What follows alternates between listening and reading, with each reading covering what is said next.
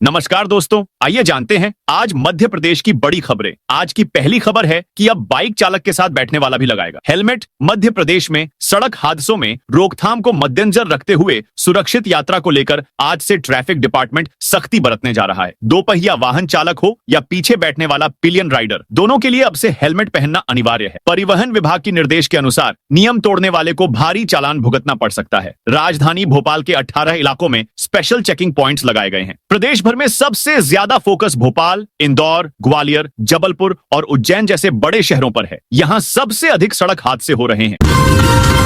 जो उल्टे सीधे आदेश जारी करेगा। सख्त कार्रवाई होगी किसानों को 10 घंटे से ज्यादा बिजली देने पर अफसरों की सैलरी काटने वाला विवादित सर्कुलर ऊर्जा विभाग ने बुधवार को वापस ले ली। साथ ही इसे जारी करने वाले सीजीएम AK जैन को पद से हटा दिया गया। सरकार ने स्पष्ट किया है कि किसानों को अब भी 10 घंटे की लगातार बिजली आपूर्ति मिलती रहेगी। मध्य क्षेत्र विद्युत वितरण कंपनी ने सर्कुलर जारी किया था कि कृषि फीडरों पर अगर किसी दिन 10 घंटे से ज्यादा बिजली दी गई तो फीडर चलाने वाले ऑपरेटर की 1 दिन की सैलरी कटेगी। लगातार 2 दिन तक ऐसा हुआ तो जेई की, 5 दिन तक हुआ तो डीजीएम की, अगर 7 दिन तक हुआ तो जीएम की। खैर नहीं।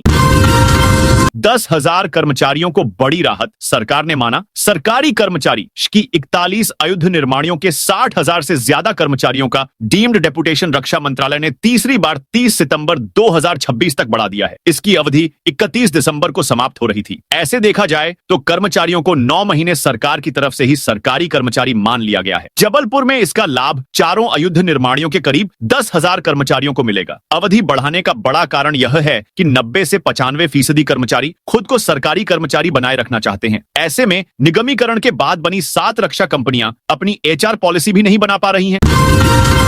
अब QR कोड हाईवे स्कैन करते ही मिलेंगे। इंजीनियर, ठेकेदार और हेल्पलाइन नंबर यात्रियों को उपयोगी जानकारी देने के लिए हाईवे पर अब QR कोड लगाए जाएंगे। इंदौर के नए हाईवे पर भी ये सुविधा होगी। केंद्रीय मंत्री नितिन गडकरी के ऐलान के बाद देश में QR कोड लगाए जा रहे हैं। इसे स्कैन करते हुए सड़क कॉन्ट्रैक्टर, इंजीनियर के फोन नंबर समेत कई महत्वपूर्ण जानकारियां होंगी। इंदौर खंडवा और इंदौर हरदा हाईवे का निर्माण किया जा रहा है। यहाँ पर QR कोड होंगे। इसे स्कैन करते हुए प्रोजेक्ट की डिटेल, लंबाई, चौड़ाई, लागत राशि के साथ ही ठेकेदार, कंपनी और इंजीनियर का नाम, पता और फोन नंबर सामने आ जाएगा। इसमें हाईवे पेट्रोल का संपर्क और आपातकालीन हेल्पलाइन नंबर भी रहेगा। श्योपुर के बिजली कंपनी में 2 महिला कर्मचारी सस्पेंड। श्योपुर की बिजली कंपनी में 2 महिला कर्मचारियों को अचानक हटाया गया। हटाए जाने के बाद विवाद शुरू हो गया है। हटाई गई महिला कर्मचारियों ने कंपनी के सीनियर इंजीनियर SI पर उत्पीड़न और निजी कमरे में बुलाने का आरोप लगाया है। उन्होंने अपनी शिकायत में कहा है कि उन्हें बिना किसी कारण के हटाया गया है और उन्हें फिर से बहाल किया जाए। महिला कर्मचारियों का आरोप है कि SI ने उन्हें अपने निजी कमरे में बुलाकर अनुचित व्यवहार किया। उन्होंने यह भी आरोप लगाया है कि SI चारित्रिक रूप से ठीक व्यक्ति नहीं है। MP समेत देश भर में LPG डिस्ट्रीब्यूटर्स की हड़ताल। मध्य प्रदेश समेत देश भर में LPG गैस वितरकों ने आज से बड़े पैमाने पर हड़ताल शुरू कर दी है। सेवा शुल्क को 35 रुपए से बढ़ाकर 110 रुपए करने की मांग को लेकर करीब 22,000 वितरक आंदोलन पर उतर आए हैं। हड़ताल के दौरान न तो गैस कंपनियों से सिलेंडरों की खरीद की जाएगी, न ही उपभोक्ताओं तक डिलीवरी दी जाएगी। इससे आम जनता की रसोई पर सीधा असर पड़ेगा और शुक्रवार से सिलेंडर की सप्लाई पूरी तरह प्रभावित रहने की काफी संभावना है। LPG डिस्ट्रीब्यूटर्स का कहना है कि केंद्र सरकार को सेवा शुल्क बढ़ाने का प्रस्ताव पहले ही भेजा जा चुका है, लेकिन अब तक सरकार इस पर कोई फैसला नहीं ले सकी है। इसी वजह से भोपाल समेत देश भर के वितरक हड़ताल पर गए हैं। मध्य प्रदेश में ये आंदोलन 3 चरणों में चल रहा था। पहले चरण में काली पट्टी बांधकर काम किया, फिर दूसरे चरण में विरोध प्रदर्शन किया और अब हम अनिश्चितकालीन हड़ताल पर हैं।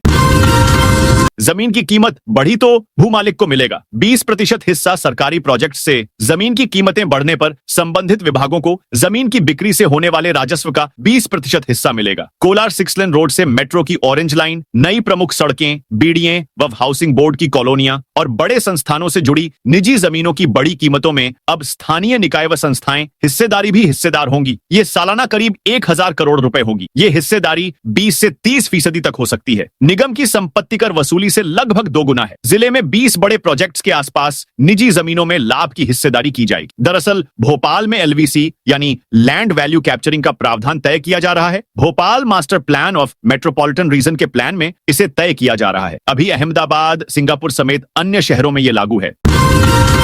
एमपी पुलिस के बड़े कारनामे। एक मामले में सुप्रीम कोर्ट ने किया तलब। गरीबों के गेहूं चावल की कालाबाजारी के मामले में जेल में बंद आरोपी की जमानत रोकने के लिए चंदन नगर पुलिस ने सुप्रीम कोर्ट में झूठा हलफनामा पेश कर दिया। पुलिस ने शपथ पत्र पर कहा आरोपी अनवर हुसैन पर इसके अलावा 8 और केस दर्ज हैं। इनमें बलात्कार जैसे संगीन आरोप भी हैं, लेकिन हकीकत में उस पर पहले 4 केस ही दर्ज थे, जिनमें से 2 में बरी हो चुका था। सुप्रीम कोर्ट ने इंदौर पुलिस के एडीसीपी दिशेश अग्रवाल और चंदन नगर टीआई इंद्रमणि पटेल को नोटिस जारी कर पूछा है कि झूठा शपथ पत्र देने के लिए उन पर क्यों न कार्रवाई की जाए। इसका जवाब उन्हें 25 नवंबर को सुप्रीम कोर्ट में पेश होकर देना होगा। एमपी में वेतन पैकेज योजना से बड़ा लाभ। मध्य प्रदेश में पुलिस कर्मियों के लिए कल्याण के लिए लागू की गई वेतन पैकेज योजना से बड़ा लाभ मिला है। पुलिस मुख्यालय और भारतीय स्टेट बैंक की संयुक्त पहल पर लागू की गई इस योजना को कठिन समय में सुरक्षा और सम्मान की गारंटी बताया गया था। वाकई ऐसा हुआ भी है। योजना का लाभ अब प्रदेश के अनेक परिवारों तक पहुंच रहा है। इसी क्रम में धार जिले की एक नामिनी को 1 करोड़ रुपए की आकस्मिक मृत्यु लाभ राशि मिली है। पुलिस अधीक्षक ने उन्हें यह राशि प्रदान की। एमपी में पुलिस कर्मियों और उनके परिवारों के आर्थिक कल्याण के उद्देश्य से पुलिस वेतन पैकेज योजना लागू की गई थी। 24 दिसंबर 2024 को मध्य प्रदेश पुलिस मुख्यालय और एसबीआई के बीच संपन्न हुए एमओयू के तहत सभी पुलिस कर्मियों को पुलिस वेतन पैकेज खाता के जरिए अनेक वित्तीय सुविधाएं उपलब्ध कराई जा रही हैं। एमपी में 6 अधिकारियों पर कड़ी कार्रवाई। मध्य प्रदेश में अधिकारियों कर्मचारियों पर कार्रवाइयों का सिलसिला जारी है। लोक निर्माण विभाग ने सख्ती दिखाते हुए अपने आधा दर्जन अधिकारियों पर कड़ी कार्रवाई की है। इनमें से कुछ को जहां नोटिस देकर जवाब तलब किया गया है, वहीं कुछ अधिकारियों की 2 वेतन वृद्धियां रोकने के आदेश जारी कर दिए गए हैं। विभागीय अधिकारियों ने गुणवत्ता सुधार के उद्देश्य से प्रदेश के 7 जिलों में निर्माण कार्यों का औचक निरीक्षण किया था। उनकी रिपोर्ट के आधार पर जहां अधिकारियों पर कार्रवाई की गई, वहीं 2 ठेकेदारों को भी ब्लैकलिस्ट कर दिया गया है। लोक निर्माण विभाग में प्रदेश भर में निर्माण कार्यों के औचक निरीक्षण की व्यवस्था प्रारंभ की गई है। इसी क्रम में 4 नवंबर को मुख्य अभियंताओं के 7 दलों ने 7 जिलों में औचक निरीक्षण किया। प्रदेश के हरदा, जबलपुर, श्योपुर, खरगोन, सिंगरौली, नीमच और सागर जिलों में मुख्य अभियंताओं के दल पहुंचे। एमपी बीजेपी में बड़ी नियुक्ति। एमपी बीजेपी में पदाधिकारियों की नियुक्तियों का सिलसिला जारी है। हाल ही में प्रदेशाध्यक्ष हेमंत खंडेलवाल ने अपनी टीम के रूप में पार्टी की नई प्रदेश कार्य समिति गठित की है। इसमें उन्होंने पार्टी के अनेक वरिष्ठ नेताओं को उपाध्यक्ष, महामंत्री, मंत्री आदि पदों का दायित्व देकर नवाजा। अब प्रदेशाध्यक्ष हेमंत खंडेलवाल ने राज्य स्तरीय एक और बड़ी नियुक्ति की है। उन्होंने सुयश त्यागी को एमपी बीजेपी का सोशल मीडिया का प्रदेश संयोजक बनाया है। प्रदेशाध्यक्ष हेमंत खंडेलवाल ने यह नियुक्ति करते हुए तत्काल प्रभाव से पद संभालने को कहा है। बीजेपी के राष्ट्रीय अध्यक्ष जेपी नड्डा की सहमति से यह नियुक्ति की गई है। इसके साथ ही राज्य बीजेपी ने राष्ट्रगीत वंदे मातरम के 150 साल पूरे होने के मौके पर 10 जगहों पर बड़े आयोजन करने की घोषणा भी की है। एमपी में 31 करोड़ की लागत से भोपाल इंदौर हाईवे पर बनेगा फ्लाईओवर। मध्य प्रदेश की राजधानी भोपाल और आर्थिक राजधानी इंदौर के बीच आवागमन आने वाले समय में और भी सुगम होगा। भोपाल इंदौर स्टेट हाईवे पर एक फ्लाईओवर बनाया जाएगा, जिसका भूमि पूजन विधानसभा अध्यक्ष नरेंद्र सिंह तोमर और हुजूर विधायक रामेश्वर शर्मा ने बुधवार को किया। इस फ्लाईओवर का निर्माण होने से भोपाल इंदौर के बीच आवागमन सुगम होगा और ट्रैफिक जाम से भी लोगों को काफी हद तक निजात मिलेगी। बुधवार को विधानसभा अध्यक्ष नरेंद्र सिंह तोमर और हुजूर विधायक रामेश्वर शर्मा ने भोपाल इंदौर स्टेट हाईवे पर 11 मील खजूरी जंक्शन पर बनने वाले फ्लाईओवर का भूमि पूजन किया। 30 करोड़ की लागत से बनने वाला यह फ्लाईओवर 6 लेन होगा। इस फ्लाईओवर की कुल लंबाई 850 मीटर होगी और एमपीआरडीसी मध्य प्रदेश सड़क विकास निगम इस फ्लाईओवर का निर्माण करेगा। इस फ्लाईओवर का निर्माण उज्जैन में साल 2028 में होने वाले सिंहस्थ से पहले पूरा करने का लक्ष्य रखा गया है। एमपी में एयरपोर्ट की 2000 करोड़ की जमीन बिक्री में फर्जीवाड़ा। मध्य प्रदेश के सतना हवाई अड्डे की 522 एकड़ जमीन की आवश्यकता नहीं होने पर मूल भूमि स्वामियों को जमीन वापस करने के नाम पर सतना शहर में हुए अब तक के सबसे बड़े जमीन फर्जीवाड़े पर जिला प्रशासन ने कार्रवाई प्रारंभ कर दी है। बिना वैधानिक आदेशों और बिना सक्षम अधिकारियों के आदेश पर लगभग 2000 करोड़ रुपए की जमीन को निजी कर दिया गया था। उन्हें चरणबद्ध तरीके से वापस सरकारी किया जाएगा। इसके लिए एसडीएम सिटी राहुल सिलाडिया ने 70 भूमि स्वामियों को नोटिस जारी किया है। इसके जरिए शुरुआती चरण में 20 एकड़ जमीन शासकीय की जाएगी। इसके बाद क्रमशः अन्य जमीनें भी सरकारी की जाएंगी। उल्लेखनीय है, इस मामले का खुलासा पत्रिका ने प्रमुखता से किया था। अब सरकारी जमीन पर बनेगा भाजपा कार्यालय, मचा बवाल। आखिरकार मंगलवार को भाजपा के नए कार्यालय के लिए जमीन विवाद का समाधान हो गया। गुना के एबी रोड स्थित राजविलास के सामने की सरकारी भूमि पर ही भाजपा का नया जिला कार्यालय बनेगा। मंगलवार को इस भूमि पर बने प्रधानमंत्री आवास को छोड़कर आसपास के अतिक्रमण हटाए गए और जमीन का कब्जा भाजपा को दे दिया गया है। जल्द ही यहां भूमि पूजन का कार्यक्रम आयोजित किया जाएगा। इंदौर में हेल्पलाइन नंबर पर 772 शिकायतें। वैसे तो इंदौर ट्रैफिक पुलिस ने ट्रैफिक की समस्याओं को दूर करने के लिए हेल्पलाइन नंबर जारी किया है, लेकिन इस हेल्पलाइन नंबर पर ट्रैफिक की समस्याओं के साथ ही लोगों द्वारा दूसरे विभागों की शिकायतें की जा रही है, जिसके चलते इस नंबर को हैंडल करने वाले भी कई बार हैरत में पड़ जाते हैं। हालांकि अधिकतर लोग ट्रैफिक से संबंधित ही शिकायत करते हैं। हालांकि कुछ लोगों द्वारा स्टंट और रोड पर सांप पकड़ने का वीडियो तक भी इस हेल्पलाइन नंबर पर भेज दिया। धर्मांतरण की सूचना पर पहुंची टीम कलेक्ट किया रिकॉर्ड। ग्वालियर के बढ़ागांव हाईवे स्थित कैथोलिक डायसेसिक सोसाइटी के स्कूल में धर्मांतरण की सूचना मिलने पर पुलिस और प्रशासन की टीम सक्रिय है। बुधवार को टीम ने मौके पर पहुंचकर जांच की है। इस दौरान प्रबंधकों से सभी आवश्यक दस्तावेज और रिकॉर्ड लिए हैं। अधिकारियों ने सभी छात्रों से एक एक करके बात की है। दरअसल सूचना मिली थी कि चर्च के फादर की निगरानी में बिशप हाउस के अंदर छात्रों को धर्मगुरु बनने का प्रशिक्षण दिया जा रहा है। इन छात्रों में ओडिशा, मध्य प्रदेश और छत्तीसगढ़ के निवासी शामिल हैं, जिनमें से कई आदिवासी हैं। कलेक्टर ने थोक विक्रेताओं के लिए बनाई नई गाइडलाइन। टीकमगढ़ में खाद्य वितरण व्यवस्था में सुधार के लिए कलेक्टर विवेक श्रोतिया ने नए निर्देश जारी किए हैं। गुरुवार को हुई बैठक में थोक विक्रेताओं के लिए नई गाइडलाइन तैयार की गई है। इसके तहत अब थोक विक्रेता रैक पॉइंट से सीधे फुटकर विक्रेताओं को खाद नहीं बेच सकेंगे। कलेक्टर श्रोतिया ने बताया कि उन्हें विभिन्न स्रोतों से जानकारी मिली थी कि थोक उर्वरक विक्रेता रैक पॉइंट से प्राप्त उर्वरकों को सीधे फुटकर विक्रेताओं को देते हैं। इस व्यवस्था में सुधार किया गया है। अब थोक विक्रेताओं को रैक पॉइंट से खाद लेने के बाद पहले उसे अपने गोदाम में स्टॉक करना होगा। इसके बाद राजस्व एवं कृषि विभाग को सूचित कर उसका सत्यापन कराना अनिवार्य होगा। रायसेन में किसान ने उगाई शुगर फ्री जैविक धान। रायसेन जिले की धान दूसरे देशों में अपनी पहचान स्थापित कर चुकी है। अब किसान भी नए नए प्रयोग कर धान का उत्पादन करने में लगे हैं। जिला मुख्यालय से 3 किलोमीटर दूर मोहनिया गांव के किसान अनिल शर्मा ने शुगर फ्री जैविक धान की फसल उगाई है। यह धान उत्तराखंड से मंगाए गए विशेष बीज से तैयार की गई है और इसकी खेती में किसी भी तरह के खाद या कीटनाशक का उपयोग नहीं किया गया। अनिल शर्मा ने बताया कि उन्होंने उत्तराखंड से 500 रुपये प्रति किलो की दर से शुगर फ्री धान का बीज मंगाया था। धार गुणावद में 18 किलोमीटर पटरी बिछाने का काम। इंदौर दाहोद रेल परियोजना को प्रधानमंत्री की पोर्टल सैनिक परियोजना सूची में शामिल किए जाने के बाद कार्य में तेजी आई है। इसी क्रम में धार से गुणावद तक 18 किलोमीटर के हिस्से में दिसंबर तक रेल पटरी बिछा दी जाएगी। वर्तमान में धार रेलवे स्टेशन से लेकर मध्य भाग तक पटरी बिछाने का कार्य तेजी से जारी है। इस कार्य में पारंपरिक मशीनों के बजाय नई तकनीक का उपयोग किया जा रहा है। आमतौर पर पटरी बिछाने के लिए इंजन के पीछे लगने वाली बड़ी मशीन का प्रयोग होता है, लेकिन यहाँ एक ट्रक को संशोधित कर अस्थायी ट्रैकिंग सिस्टम बनाया गया है। मैहर से रामेश्वरम मदुरई तीर्थ यात्रा 22 नवंबर से शुरू। मैहर कलेक्टर रानी बाटड़ ने मुख्यमंत्री तीर्थ दर्शन योजना के तहत रामेश्वरम मदुरई तीर्थ यात्रा की घोषणा की है। यह यात्रा 22 नवंबर से 29 नवंबर तक प्रस्तावित है, जिसके लिए आवेदन करने की अंतिम तिथि 9 नवंबर निर्धारित की गई है। आवेदन पत्र निकटतम तहसील, स्थानीय नगरीय निकाय और जनपद कार्यालयों में कार्यालयीन समय में जमा किए जा सकते हैं। मैहर जिले से इस यात्रा के लिए कुल 200 तीर्थ यात्रियों का कोटा निर्धारित किया गया है। आवेदन पत्रों का परीक्षण 10 नवंबर को शाम 4 बजे तक किया जाएगा।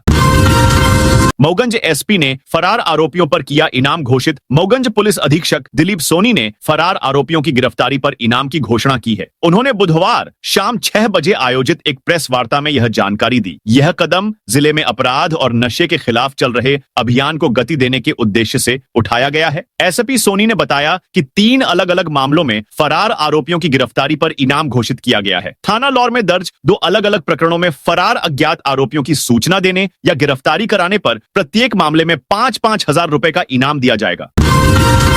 नागौद में पुलिस आबकारी विभाग की कार्रवाई। सतना जिले के नागौद विकासखंड में पुलिस और आबकारी विभाग ने अवैध शराब के खिलाफ अलग अलग बड़ी कार्रवाई की है। पुलिस ने 54 लीटर अवैध शराब के साथ 2 आरोपियों को गिरफ्तार किया, जबकि आबकारी विभाग ने कच्ची शराब बनाने की फैक्ट्री का भंडाफोड़ किया। नागौद थाना पुलिस को मुखबिर से सूचना मिली कि 2 लोग मोटरसाइकिल से अवैध शराब ले जा रहे हैं। थाना प्रभारी निरीक्षक अशोक पांडेय के नेतृत्व में पुलिस टीम ने घेराबंदी कर आरोपियों को पकड़ा। तलाशी के दौरान मोटरसाइकिल पर रखी बोरी और कार्टून से 200 शीशी देशी मदिरा और 100 शीशी गोवा व्हिस्की बरामद हुई। हुई। 4 किसानों को बैंक करेगी बीमा राशि का भुगतान। उपभोक्ता आयोग ने सेवा में कमी मानते हुए 4 किसानों को बीमा राशि के भुगतान का आदेश दिया है। अधिवक्ता दिनेश यादव ने बताया, बैंकों ने पहले फसल बीमा प्रीमियम की राशि काट ली, कुछ माह बाद वापस किसानों के खाते में जमा करा दी। इसके कारण किसान फसल बीमा का लाभ नहीं ले सके। उपभोक्ता मामला आयोग के समक्ष पेश हुआ।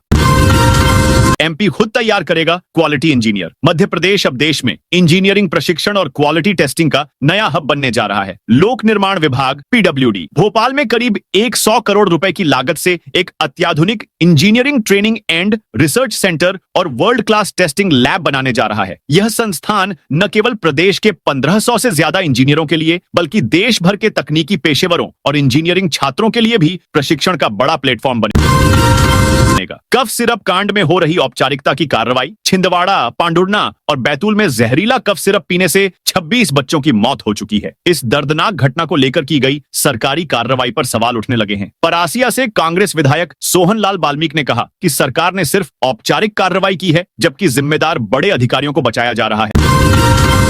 एमपी में इस जनजाति के अस्तित्व को मिली मान्यता। मध्य प्रदेश हाईकोर्ट ने एक अहम फैसले में कहा, संसद ने छत्तीसगढ़ के अलग राज्य बनने के बाद भी मप्र में जनजाति की सूची से मुड़िया जनजाति को नहीं हटाया है। इस निर्णय से साफ है कि प्रदेश में इस जनजाति के लोग निवासरत हैं। इस मत के साथ जस्टिस विवेक जैन की सिंगल बेंच ने high power caste scrutiny committee के उस आदेश को निरस्त कर दिया जिसमें कहा गया था कि मप्र में मुड़िया जनजाति निवासरत नहीं है। कोर्ट ने मामले को हाई पावर कमेटी के समक्ष फिर से भेजने के निर्देश दिए। कोर्ट ने कहा कि कमेटी दावा करने वालों के मामलों पर मानवीय व सामाजिक विशेषताओं के आधार पर विचार करे। यह भी ध्यान रखें, मप्र की सूची से इनको हटाया नहीं गया है।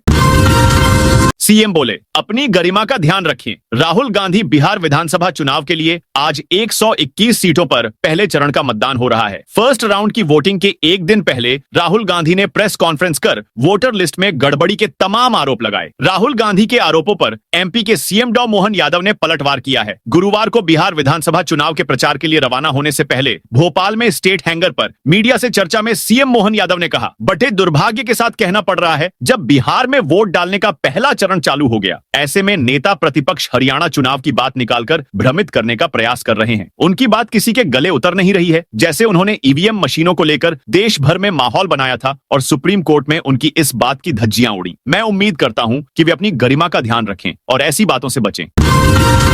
यश घनघोरिया एमपी यूथ कांग्रेस प्रदेश अध्यक्ष बने। एमपी यूथ कांग्रेस के चुनाव परिणाम घोषित कर दिए गए हैं। जबलपुर विधायक और पूर्व मंत्री लखन घनघोरिया के बेटे यश घनघोरिया ने एमपी युवा कांग्रेस के प्रदेश अध्यक्ष के चुनाव में जीत दर्ज की है। यश को सबसे ज्यादा 3,13,730 वोट मिले हैं, जबकि भोपाल के अभिषेक परमार 2,38,780 वोट पाकर दूसरे नंबर पर रहे हैं। बागेश्वर बाबा बोले, मुसलमानों के खिलाफ नहीं है यात्रा। बागेश्वर बाबा ने दिल्ली में गुरुवार को प्रेस वार्ता में बोले कि गांव गांव, गली गली, नुक्कड़ नुक्कड़ हम जाएंगे और हिंदुओं को जगाएंगे, हिंदुओं को एक करेंगे, जिससे आने वाले समय में अल्फा, बीटा और जेनजी जनरेशन है, ये कास्टवाद के चक्कर में न पड़े, राष्ट्रवाद के चक्कर में पड़े। भारत हमारा विश्व गुरु बने, इसके लिए पद यात्रा कल सुबह 7 बजे कात्यायनी माता मंदिर पर मंचीय कार्यक्रम होंगे। राष्ट्रगान और हनुमान चालीसा के साथ यात्रा प्रारंभ होगी। रोजाना 7 शपथ ली जाएगी। हमारा उद्देश्य हिंदुओं को एक करना है, सनातनियों को एक करना है, हिंदू राष्ट्र बनाना है। हमारी यात्रा मुसलमानों के खिलाफ नहीं, हिंदुओं के पक्ष में है। सीजेआई पर जूता फेंकने वाले वकील दिल्ली लौटे। पर्यटन नगरी खजुराहो 2 दिन से चर्चा में है। ध्यान, हवन और पूजन के बाद सीजेआई पर जूता फेंकने वाले वकील राकेश किशोर कुमार गुरुवार दोपहर दिल्ली रवाना हो गए। अब याचिकाकर्ता राकेश दलाल ने मोर्चा संभाल लिया है। उन्होंने भारतीय पुरातत्व सर्वेक्षण एएसआई को राक्षस कहा है। गुरुवार को राकेश किशोर के मंदिर से जाने के करीब 1 घंटे बाद दोपहर 3 बजे हरियाणा के याचिकाकर्ता राकेश दलाल जबारी वामन मंदिर पहुंचे। उन्होंने मंदिर के सामने मैदान में कीर्तन शुरू कर दिया। एएसआई स्टाफ ने उन्हें रोका, साउंड सिस्टम का इस्तेमाल नहीं करने दिया।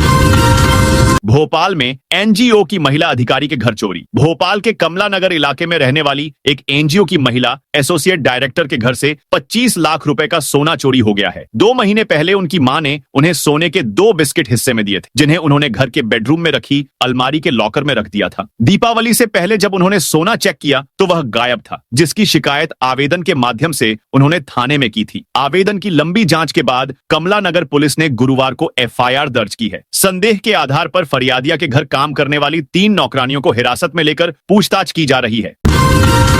उमरिया में यातायात पुलिस का चेकिंग अभियान। उमरिया जिले के खलेसर क्षेत्र में यातायात पुलिस ने गुरुवार को विशेष चेकिंग अभियान चलाया। इस दौरान नियमों का पालन न करने वाले 19 वाहनों पर कुल 11,600 का जुर्माना लगाया गया। दोपहिया और अन्य वाहनों की जांच अभियान में बाइक, पिकअप और अन्य वाहन शामिल किए गए। पुलिस कर्मियों ने बाइक सवारों को हेलमेट पहनने की महत्वपूर्णता और इसके फायदे समझाए। हरदा डबल फाटक पर आरओबी निर्माण शुरू। हरदा में रेलवे फाटक क्रमांक 204 डबल फाटक पर ओवरब्रिज आरओबी निर्माण कार्य शुरू हो गया है। इस निर्माण अवधि के दौरान भारी वाहनों के आवागमन पर प्रतिबंध लगा दिया गया है। रेलवे अधिकारियों और जिला प्रशासन की संयुक्त बैठक में यह निर्णय लिया गया। इसके तहत बस, ट्रक, डंपर और ट्राला जैसे भारी वाहन आरओबी निर्माण पूरा होने तक इस फाटक से नहीं गुजर पाएंगे। टिमरनी बैतूल मार्ग से शहर में आने वाले भारी वाहनों को अब राष्ट्रीय राजमार्ग 59 उड़ा से होते हुए हंडिया रोड का उपयोग करना होगा। यह वैकल्पिक मार्ग भारी वाहनों के लिए निर्धारित किया गया है। संजय गांधी अस्पताल में एडवांस फायर सिस्टम की दरकार। रीवा के संजय गांधी अस्पताल में बनाए गए पुराने कंट्रोल रूम की व्यवस्था पूरी तरह भगवान भरोसे चल रही है। अस्पताल में बनाए गए फायर अलार्म कंट्रोल रूम की हालत देखकर कोई भी हैरान रह जाएगा, जहां सिस्टम पर दीमक ने कब्जा कर लिया है। हालांकि अस्पताल प्रबंधन का कहना है कि वह पुराना कंट्रोल रूम है। नई निविदा आने के बाद नए सिरे से नई कंपनी के द्वारा काम किया जा रहा है और आवश्यक उपकरण भी लगाए गए हैं। जानकारी के मुताबिक विंध्य क्षेत्र के सबसे बड़े इस अस्पताल में हर दिन हजारों मरीज इलाज। सांसद पाटिल के नेतृत्व में 8 नवंबर को पदयात्रा। लौह पुरुष सरदार वल्लभ भाई पटेल की 150वीं जयंती के उपलक्ष्य में खंडवा लोकसभा सांसद ज्ञानेश्वर पाटिल के नेतृत्व में 8 नवंबर को एक विशाल पदयात्रा आयोजित की जाएगी। गुरुवार को भाजपा नेताओं ने प्रशासनिक अधिकारियों के साथ इस पदयात्रा के स्थल और मार्ग का निरीक्षण किया। यह पदयात्रा बुरहानपुर विधानसभा के ग्राम लोनी से शुरू होकर बहादुरपुर में समाप्त होगी। भाजपा जिलाध्यक्ष मनोज माने ने इस अवसर पर कहा कि देश की एकता और अखंडता के लिए सरदार पटेल का योगदान अनुकरणीय है। उन्होंने बताया कि देश भर में ऐसी पदयात्राएं आयोजित की जा रही हैं और बुरहानपुर में सांसद ज्ञानेश्वर पाटिल के नेतृत्व में यह पदयात्रा निकलेगी। हरदा में सड़कों पर पशु छोड़ने वालों पर कार्रवाई। हरदा में सड़क पर आवारा पशुओं के कारण बढ़ते हादसों को देखते हुए प्रशासन सख्त हो गया है। गुरुवार को नगर पालिका ने भाजपा के एक पूर्व पार्षद सहित 7 पशुपालकों के खिलाफ एफआईआर दर्ज कराई है। यह कार्रवाई कलेक्टर सिद्धार्थ जैन द्वारा जारी प्रतिबंधात्मक आदेशों के बाद की गई है। नगर पालिका सीएमओ कमलेश पाटीदार ने बताया कि शहर की सड़कों पर घूमते बेसहारा पशुओं के कान में लगे टैग को स्कैन कर उनके पालकों की जानकारी जुटाई गई। इसके आधार पर एफआईआर दर्ज की गई है। मंगलवार रात को नगर पालिका के 20 कर्मचारियों ने प्रमुख चौराहों और सड़कों से 27 पशुओं को पकड़ा। इन पशुओं को नेहरू स्टेडियम में रखा गया और फिर ट्रक से चारुआ घोषाला भेजा गया।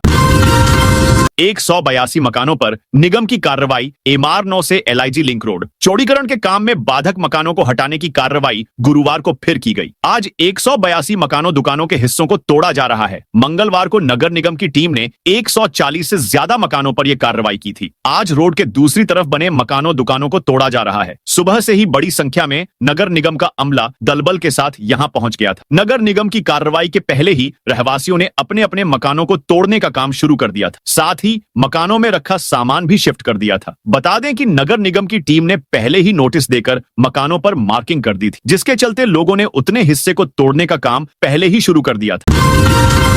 कलेक्टर ने थोक विक्रेताओं के लिए बनाई नई गाइडलाइन। टीकमगढ़ में खाद्य वितरण व्यवस्था में सुधार के लिए कलेक्टर विवेक श्रोतिया ने नए निर्देश जारी किए हैं। गुरुवार को हुई बैठक में थोक विक्रेताओं के लिए नई गाइडलाइन तैयार की गई है। इसके तहत अब थोक विक्रेता रैक पॉइंट से सीधे फुटकर विक्रेताओं को खाद नहीं बेच सकेंगे। कलेक्टर श्रोतिया ने बताया कि उन्हें विभिन्न स्रोतों से जानकारी मिली थी कि थोक उर्वरक विक्रेता रैक पॉइंट से प्राप्त उर्वरकों को सीधे फुटकर विक्रेताओं को देते हैं। इस व्यवस्था में सुधार किया गया है। अब थोक विक्रेताओं को रैक पॉइंट से खाद लेने के बाद पहले उसे अपने गोदाम में स्टॉक करना होगा। इसके बाद राजस्व एवं कृषि विभाग को सूचित कर उसका सत्यापन कराना अनिवार्य होगा।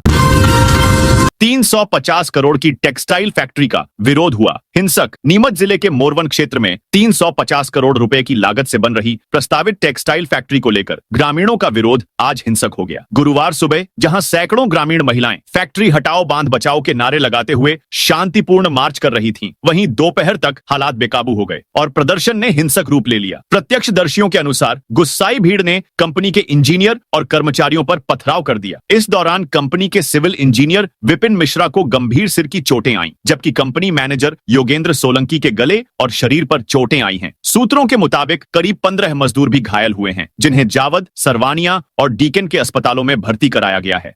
तो दोस्तों, यह थी आज मध्य प्रदेश की बड़ी खबरें। आप इस वीडियो को कौन से जिले से देख रहे हैं, उस जिले का नाम जरूर बताइए।